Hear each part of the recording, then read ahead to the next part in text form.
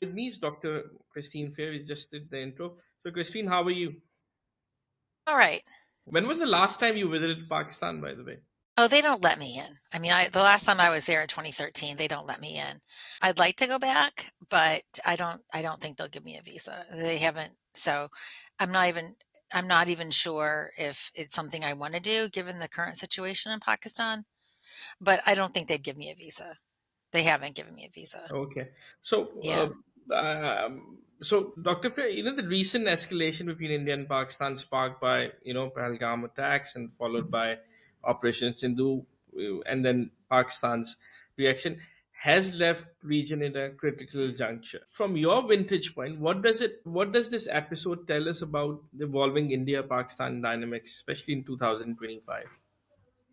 So, I mean, first of all, I don't believe that Operation Sindoor has deterred Pakistan. Far from it. We've seen all the Lashkar-e-Taiba fellows come out in full force in the last several days. There's no evidence that Pakistan is going to. It's almost ludicrous to say. I mean, these are state assets. They're Jaish-e-Mohammed and Lashkar-e-Taiba, for different reasons, are not only important to the Pakistan Army's foreign policy agenda, but also the domestic policy agenda. So the idea that the Pakistan Army is going to give up these assets is quite risible. But it does mean that after some period of time, there'll be another terrorist attack. And I'll be very blunt. I mean, I didn't see it coming that India was going to attack the Punjab. I thought that the Indians would be more circumspect than that. But what's really clear from Operation Sindoor is that there's no part of Pakistani territory that is off limits. So when the next terrorist attack happens, what kind of escalation are we going to see? Both India and Pakistan are continuing to develop their defense capabilities. We saw that Pakistan's air defenses didn't really perform that well in this operation, but by all reports, by most international reports, not Indian reports, maybe up to 5 aircraft were shot down by the Pakistan Air Force. And only recently has the Indian government conceded that some losses were experienced. So I think more than anything, it shows how dangerous the next crisis is going to be. Yeah. So, coming back to Pahalgam, you and I, I on a personal note, I've written so much against, policy, clearly, in 2010, 11, 12, of course. And you've been a vocal voice on from the US. My perspective is that we tried changing, and we're in a process of, what we call the change management. I'm sure you don't agree with that. But what do you think, just coming back on the credibility part, India's blamed, cross-border elements from Pahalgam attack that killed 26 civilians now. Pakistan has denied this involvement. As in the past, given your research into militant groups, what credible evidence should the international community look for before signing the blame? And wouldn't it be wiser on the Indian part if they would have caught these people first, brought them to justice, and start Operation Sindhu? Well, they're still absconding. They still haven't caught them. So India has what I call attribution dominance. So when India attributes these attacks to Pakistan-based groups, India is generally taken as being credible. And the reason for that is that the United States also has signals intelligence. The Indians have signals intelligence. There's no evidence in the past, the US would hint when they didn't think that there was credible attribution. But there's been no evidence. In fact, the US felt there was one news report in which an official was explicitly quoted stating that he felt confident in the Indian intelligence that was shared with him. So the Indians have attribution dominance, and that comes from just years, decades, if you will, of demonstrable victimization by Pakistan based groups. In this particular case, the Resistance Front, which is a local proxy for the Lashkar-e-Taiba, did claim credit. And then for whatever inexplicable reasons, they retracted that attribution. So it wasn't that there wasn't attribution, there was attribution. I mean, sure, it's preferable that the Indians would have gone to the United Nations and made their case first. It would have, particularly given the scope of the operation. And Pakistan, in any event, had enough time to secure the most important assets from those sites into safe houses, probably in Rawalpindi or Islamabad, right? Because there's no evidence that these strikes appreciably degraded the ability of Jaish or Lashkar to conduct operations. All of the targets can easily be rebuilt, particularly the launch sites in so-called Azad Kashmir, as I prefer to call it, Pakistan administered Kashmir. So Jay Shankar said that we actually called Pakistan before striking. They did. They did to say we're just targeting terrorist targets. So we don't want you to think that this is a larger operation, which, I think interestingly, which tells you a couple of things about the attack. One, that they didn't want Pakistan to think that this was going to be part of an unlimited conflict, that this was going to be limited in duration, scope, and scale. But it also tells you that this operation probably had a lot more to do with the optics of domestic politics than it did about deterring Pakistan or degrading the capabilities of these militant groups. So what went wrong in this operation? Did anything go wrong? What's your take on it? And before that, Christine, I think Pakistan has been a victim of perception too, because I remember going back to Syria, and we were making a documentary, and we were just documenting an ISIS jihadi was with a launcher, aiming at a tank, and and he said, "Brother, where are you from?" And I said, "I'm from Pakistan." He put down his rocket, looked back at me, and said, "No, that's a very dangerous country."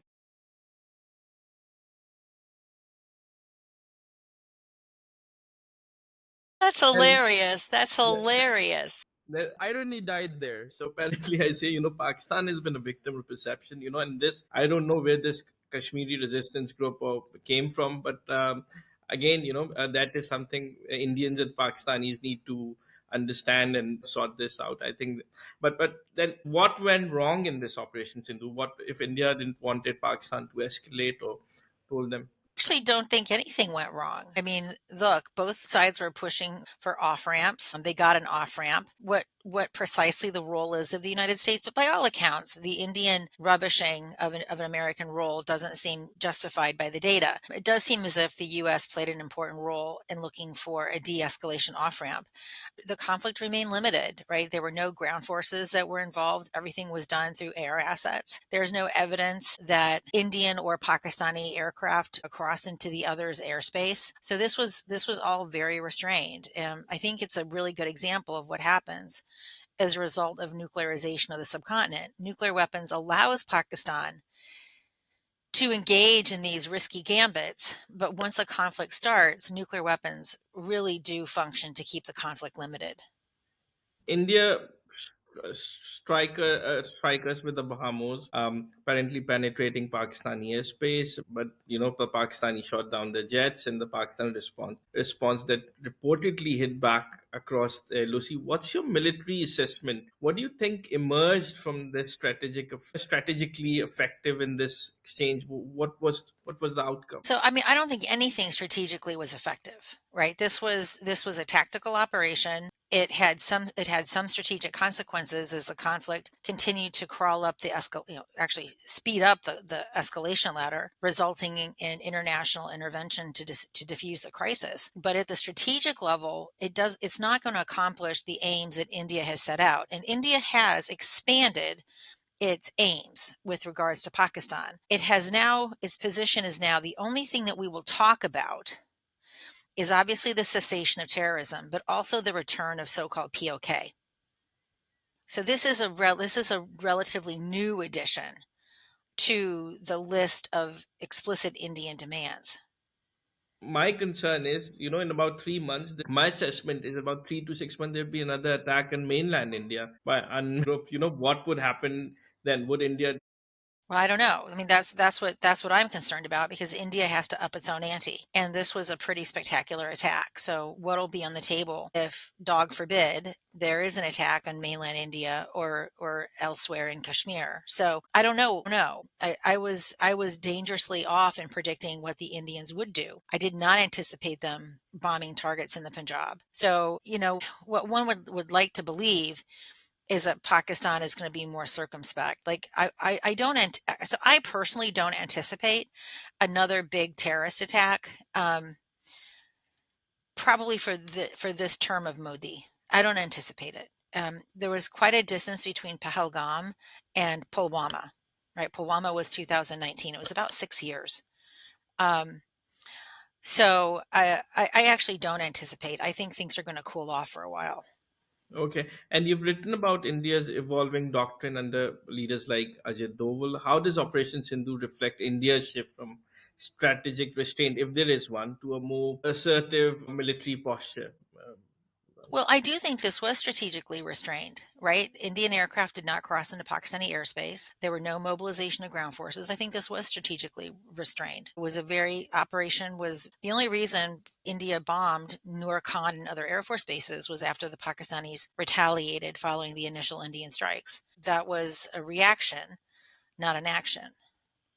And Christine, I was just talking to Dr. Peter Tepesky, was a Russian expert on missiles and nuclear, and was telling me that there was a thought behind this madness to even sending out drones to each other. We're testing each other's air defenses with the drones. They were probing each other's air defenses with the drones. Today said they've stopped Shimla agreement. What's your assessment on this from the Pakistani side? That's What just would happen? ridiculous. I mean, they've stopped the Shimla agreement, as if Pakistan ever honored the Shimla agreement. They've never honored the Shimla agreement. I presume you're talking about the Shimla agreement following the 1971 war. Yeah. So I hadn't heard of this. It will have Okay. zero bearing upon the bilateral relationship because what was, so Pakistan's Shimla agreement bound both sides to settle all disputes bilaterally, and Pakistan has continually sought to multilateralize the conflict. Yeah, and of course, then there is the Indus Water Treaty, and Yes. I think weaponization of water. India suspended the Indus Water Treaty after Pahalgam attack. Pakistan sees this as an act of war. You see this as a serious escalation or symbolic pressure. What are the consequences if water becomes weaponized? Well, so water's already become weaponized. And of course, the Chinese have made their own threats about the Brahmaputra, although that threat's probably more hollow because most of the water that India gets is actually from domestic sources of glacier melt. So I think it's a very disconcerting step, given that Pakistan is both India and Pakistan, quite frankly, under severe water shortages. Both of the Punjabs are facing salinization of the land. So this is an act of war by another measure. But my understanding, and I could be wrong, is that what the Indians are hoping for is to renegotiate the Indus Water Treaty.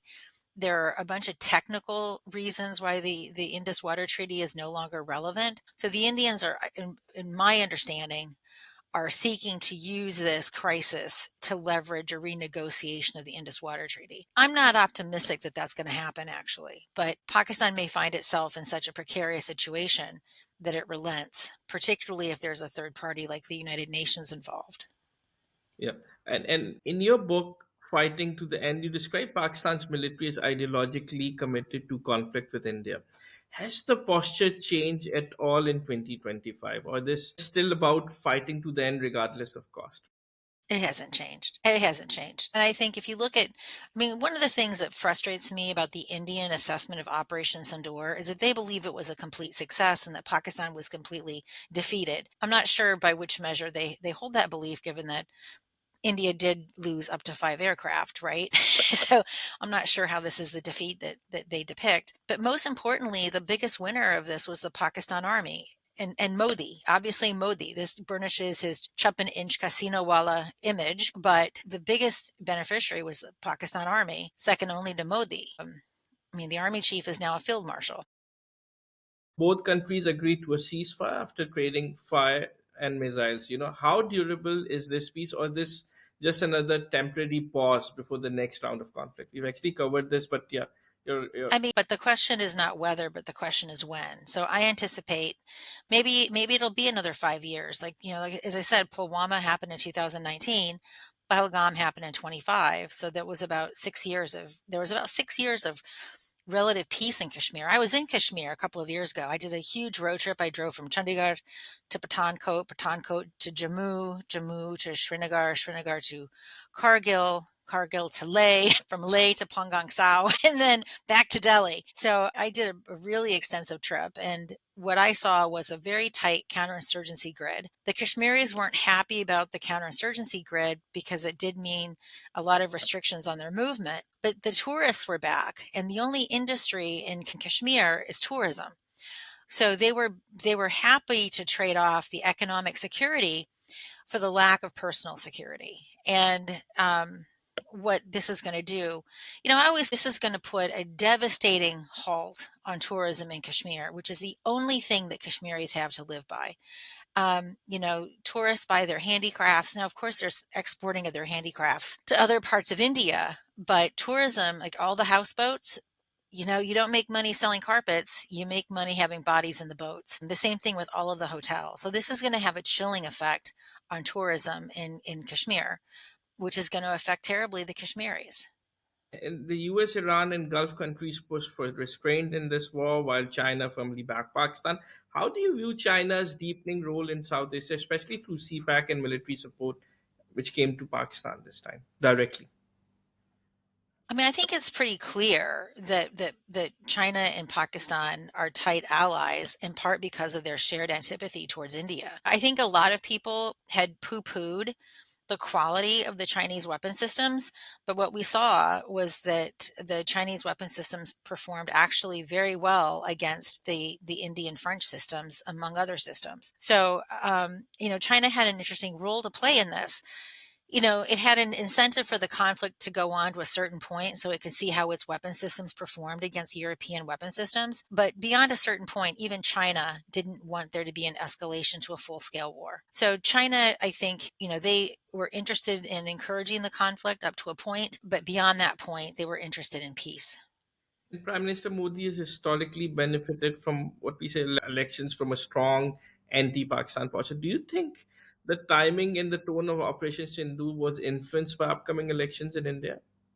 Well, there's not going to be an election until the fall, and I believe that's Bihar. Yeah, yeah. So, which is kind of unusual because usually there's an election every month. So, obviously this is to burnish his credentials. They'll probably leverage this in the Bihar elections, which are I forget when they were. I think they're October maybe. I don't know the exact date of the Bihar elections. I know that they're not terribly nearby.